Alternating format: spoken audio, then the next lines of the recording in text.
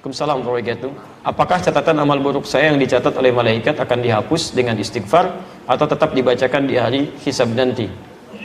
Baik. Pertama, Anda bisa temukan misalnya Quran surah ke-3 ayat 31 posisi paling kiri sebelah atas dengan Quran surah ke-8 Al-Anfal ayat ke-29.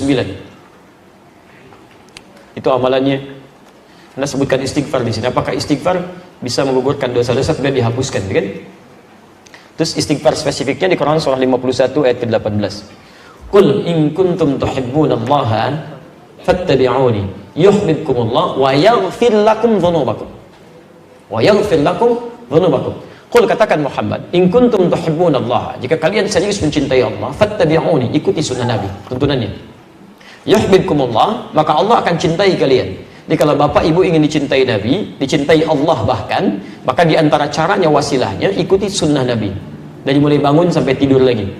Ya, hati-hati, bukan cuma sholat ibadahnya saja yang ritual, tidak, sholatnya seperti Nabi, tapi lisannya nggak seperti Nabi, pandangannya nggak seperti Nabi, semuanya. Ya, hati-hati. Anda yang mengatakan ikut Quran, ikut sunnah, maka semua sunnah praktekkan.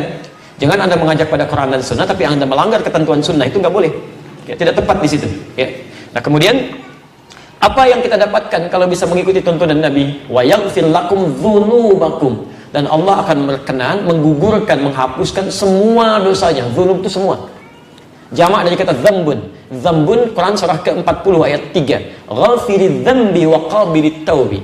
Ada orang-orang yang dosa-dosa ringannya diampuni oleh Allah dan menerima taubat. Kalau sudah banyak kalimatnya bukan dzambun lagi, dzunubun, luas. Maka diampuni dosanya, digugurkan keseluruhannya. Bahkan kalaupun berlebih disebut dengan israf, banyak dosanya tak terlukiskan, bunuh orang sekian dan sebagainya, ya, masya Allah, pernah berbuat ini berbuat itu, langgarannya banyak, disebut israf. Quran surah 39 ayat 53. Qul ya ibadiyalladzina asrafu ala anfusihim la taqnatu min rahmatillah. Katakan Muhammad pada hamba-hambaku yang telah banyak berbuat dosa berlumur, jangan putus asa dari rahmat Allah, dapatkan ampunannya, mohonkan. Bukankah pernah ada yang membunuh 100 orang? Kemudian dia senang mabuk, senang macam-macam dan sebagainya. Tiba-tiba dia bertobat. Ada sentuhan di hatinya.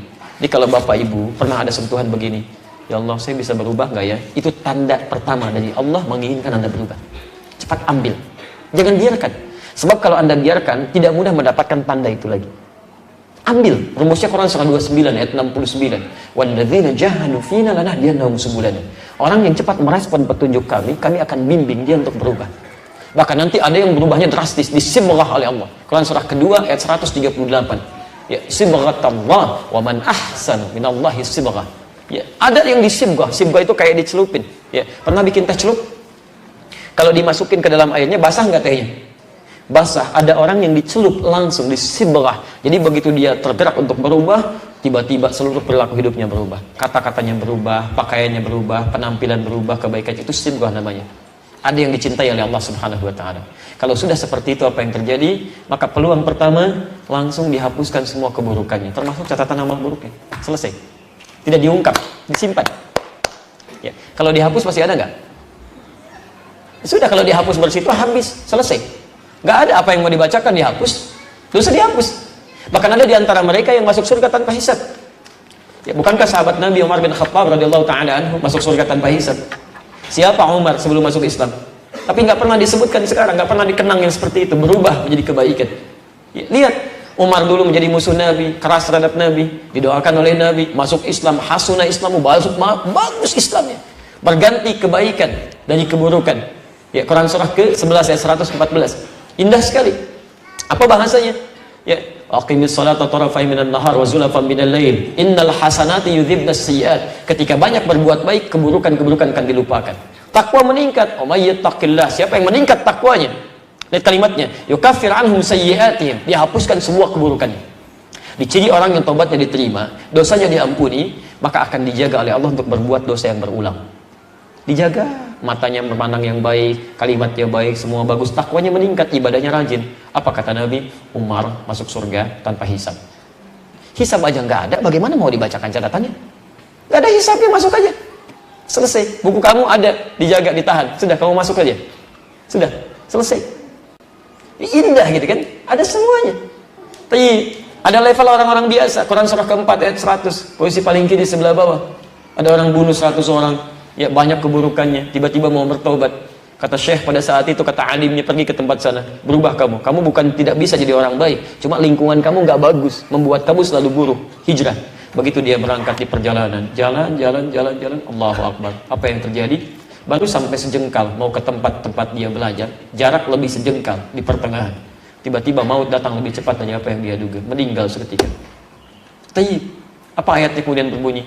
Turun berita masuk surga dia. Karena di jalan dia tobat digugurkan dosanya. Dia beramal saleh cuman sejengkal. Wa may yakhruj min baiti muhajiran ila Allah wa rasulih thumma yudrikul maut faqad waqa'a ajruhu 'ala Allah. Siapa yang berusaha mau berubah, mengikuti tuntunan Allah, mengikuti Rasulnya, tapi tiba-tiba belum sempat dia berubah sepenuhnya, baru keluar rumahnya untuk berubah, Masya Allah, yudrikul maut datang lebih cepat dari apa yang dia duga. Faqad waqa'a ajruhu 'ala Allah. Pahalanya tertuliskan di sisi Allah Subhanahu wa taala. Taubatnya diterima, keluar langkahnya ada pahala, masuk surga dia. Masuk surga. Ada orang datang kepada Rasulullah, "Ya Rasulullah, saya berislam, saya tobat, masuk Islam, syahadat." Gugur dosanya, naik ke unta, untanya terperosok, untanya jatuh, dia meninggal, untanya mati. Kata Nabi, ini orang paling beruntung sama kamu nih, amalan sedikit masuk surga. Sebelumnya dia tobat. Anda kurang apa lagi? Pernah bunuh 100 orang? Belum pernah bunuh 100 orang, tidak lalu telah maksiat seperti orang tadi. Sampai ke majelis ilmu, orang tadi belum sampai ke majelis ilmu, masuk surga. Anda sudah masuk ke sini, belum bisa masuk juga. Salah Anda apa? Mungkin Anda nggak mau tobat gitu kan? Kapan mau berubahnya? Kalau sudah dikasih Sya'ban belum juga mau berubah, mau sampai kapan lagi? Saya demi Allah saya katakan, ini dalam 5 tahun ke belakang saya perhatikan, itu selalu aja sesuai dengan ajalnya tentunya. Kalau sudah masuk bulan Rajab Sya'ban, itu sering kali ada kisah yang dipertontonkan. Saya selalu saksikan, ada aja orang baik yang meninggal. Selalu ada. Kayak Haji Warsan Munawir, sebelumnya siapa lagi, kayak Haji Abdul Wahid, ada Ahmad Muzambil, ada macam. Tahun ini Masya Allah baru masuk Islam, ustadzah mengajar, belajar Islam, perjalanan di Cipali dengan suaminya, plus dengan anak terakhir, Masya Allah. Sebabnya, sebab itu bahasa biasa manusia, ya bisa tabrakan, bisa macam-macam dan sebagainya. Intinya Allah sayang, kamu sesuai ajalnya pulang ya, bekal kamu cukup. Sudah, kamu sudah taubat, sudah mengganti dengan risalah dakwah, pulang, bekal cukup. Ustaz Ja'far baca surat Al-Mulk, ayat pertama nyaring, kedua nyaring, walladzi khalaqal mauta wal hayata liyabluwakum ayyukum ahsanu amala. Ayat ketiga meninggal. Masya Allah. Enak meninggalnya itu tenang. Gak ada gerak begini begitu, gak ada teriak-teriak, gak ada macam-macam. Ya iya Tuhan nafsu mutmainnah. Mereka barangkali sesuai ajalnya menghadap kepada Allah, tidak membutuhkan keutamaan Sya'ban lagi, kemegahan keberkahan Ramadan lagi, karena bekalnya cukup. Kita masih membutuhkan hari ini untuk bisa berubah. Kalau Anda diberi kesempatan hari ini belum mau berubah juga, Anda mau sampai kapan lagi? Bisa meninggal kita. Ya, saya di Lebak Bulus tuh mengasuh pesantren Al-Hikmah, penghafalan Quran untuk mahasiswa. Kita sediakan fasilitasi gratis itu, Masya Allah. Al-Hikmah tetangga kami tahsinnya Ustaz Ahmad Muzambil, sama muda juga, usia 37 tahun. Hari Kamis menjelang juga, nggak dapat Ramadan. Kamis, pada subuh, pahalanya udah banyak. Kalau saya masih banyak dosanya, masih butuh hari ini. Dia sudah dipanggil, sesuai dengan ajalnya. Sudah ya ayat Tuhan nafsul mutmainnah. Cuma habis subuh, kamu sudah mengajarkan tahsin, orangnya ikhlas, orang setiap yang tahsin dapat pahalanya, kamu sudah pulang, bakal kamu sudah banyak. Cuma bersin 2 kali, pada subuh, bersin, meninggal, bersin. Antum berkali-kali bersin, tadi belum meninggal juga. Ya. Masih butuh hari ini, ya. Ini manfaatkan lah, sayang kalau nggak dimanfaatkan. Baik, jadi nanti ada yang dihapuskan, ada yang tetap dibuka, cuman nggak disebarkan. Hisabnya antara dia dengan Allah. Dia Allah kemudian tutup menggunakan satar, diperlihatkan, kamu ini punya kesalahan ini, saya ampuni kata Allah sebagai rahmat Allah, tapi nggak dibuka. Siapa orang itu? Diantaranya orang yang gemar menutup aib orang lain. Jadi kalau bapak ibu sedang menutup aib orang lain sekalipun salah, kemudian Anda diam-diam memperbaiki, Anda doakan, Anda datangi dia dan sebagainya, itu ditutup aibnya oleh Allah. Sebaliknya ketika Anda membuka aib orang lain, kalaupun itu benar, itu dosanya berlipat itu. Banyak dosanya. Bikin aja ada status tentang orang lain, bikin status. Dia itu ternyata begitu ya, nggak nyangka tuh tulis kan, nyebar, tersebar ke banyak orang. Urusan Anda dengan dia kemudian selesai satu waktu, sudah bersalaman, tapi urusan dia dengan orang yang disebarkan, yang berprasangka buruk belum selesai itu. Bagaimana menyelesaikannya? Makanya hati-hati. Ya. Saya kemarin pulang dari satu negara, beberapa tempat. Ini saya doakan juga supaya berubah. Ini nggak boleh seperti ini. Ya. Ada orang-orang yang menyebarkan berita tidak baik sampai mengintervensi supaya pengajian kami dibatalkan. Itu panitia nangis depan saya. Datang nangis. Nyampaikan, Ustadz saya ditelepon si fulan. Ustadz juga dan sebagainya. Oh jangan terima dari Ustadz Adi, manhajnya rusak, begini. Masya Allah. Ya, dan disampaikan, itu Ustadz Adi sudah dinasihati oleh masyayikh yang besar, masyayikh kita, guru-guru kita. Tapi orang ngeyel. Saya katakan, tahu nggak sampai hari ini belum ada satupun yang datang. Saya ajak ketemuan gak ada yang datang, dialog gak ada yang datang. Senangnya nulis, ngajak pertemuan di rumah makan, dia bilang. Mau makan itu tempat orang lapar, bukan tempat orang menuntut ilmu. Ya gak ada yang datang sama sekali. Nih saya bilang saya punya bukti rekamannya, cuman saya nggak buka untuk menghormati orang itu. Karena kalau orang sudah tidak suka, dia akan tinggalkan semua kebaikannya. Kita harus hormati orang, sekalipun orang ada salah, kita harus adil. Jangan diungkap semuanya keburukan-keburukan itu supaya orang nggak tinggalkan. Jadi kalau orang sudah nggak suka ada kebaikan pun dia akan mau ambil. Kita tahan naib dia menyebarkan naib kita, dan belum tentu benar juga di situ. Ketemu belum pernah, apa belum pernah, akhirnya, oh begitu Ustaz, dia pada nangis. Di telepon, Anda bisa bayangkan. Itu bukan sunnah. Itu nggak baik, gitu kan? Apa yang Anda inginkan? Menyebar berita dusta, berjumpa juga tidak pernah, kan? Menghambat orang lain untuk belajar. Itu dosanya dosa banget. Dosa berlipat, nggak boleh begitu. Siapa yang mengajari Anda? Siapa guru Anda? Ya kan? Dari mana Anda bisa mengajarkan seperti itu? Itu nggak boleh. Nah itu hal-hal seperti itu, tapi saya nggak marah gitu kan, silahkan saja gitu kan, seperti itu. Anda daripada nyebarkan ke orang, kenapa Anda nggak datang pada saya? Sampaikan, ya. Kalau yang salah di mana salahnya, tunjukkan, ya, supaya kita perbaiki. Kalau Anda sayang pada saya, sampaikan pada saya, bukan pada orang. Karena yang dihisab itu saya, bukan orang lain. Anda ngapain sampaikan ke orang, nggak ada kerjaan. Ke saya nggak mau datang, diundang nggak mau datang, dialog nggak mau datang, tapi nyebarkan pada orang yang belum tentu salahnya. Lu Anda bikin runtutannya, wah kupas tuntas video Adi Hidayat, video. Saya cari di kamus video nggak ada, yang ada video. Ya, Anda lupa kesalahan Anda juga, gitu kan? Jadi kadang-kadang suka aneh manusia di sini. Tapi saya nggak marah ya. Saya nggak marah, saya nggak mau mencela. Jangan balas kebodohan dan kebodohan yang sama. Sama aja bodoh kita ya. Jadi Anda pun nggak usah ikutan marah. Saya nggak marah. Kenapa Anda marah? Ya, ada Ustaz telepon, Ustaz Adi, sabar ya Ustaz ya. Ustaz, saya sabar. Antum yang sabar. Kita nggak usah ikutan marah. Sudah, ambil gampang. Atau lihat siarannya, ambil baik-baik. Tinggalkan yang jelek, ya selesai. Dan saya nggak pernah nuntut apapun. Ya, tapi itu nggak boleh begitu. Kalau keterlaluan nanti saya juga bisa ungkap ya, hal-hal yang harus diketahui oleh umat. Anda tuh bingung saya. Anda itu pernah nggak coba yang objektif berpikir dengan jernih ya?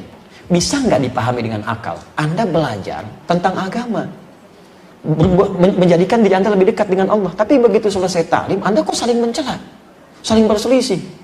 Saya bingung saya, ada orang belajar, begitu pulang, ribut dengan suaminya. Pecah kongsi di situ. Masya Allah, ribut dengan tetangganya. Gak mau saling salaman.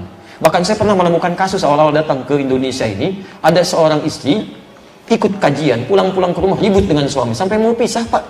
Lebih baik mencari pasangan yang sunnah, daripada menikah dengan suami bid'ah. Oh, Masya Allah. Padahal sudah belasan tahun menikah. Apa Anda lupa dengan kebaikan-kebaikannya? Itu diajarin apa di situ gitu kan? Anda salah apa sebetulnya? Jadi ada beberapa hal yang kita harus jernih berpikir. Coba zaman Nabi itu orang tuh tertinggal luar biasa, jahatnya banyak, saling banyak berkelahi, saling bunuh macam-macam.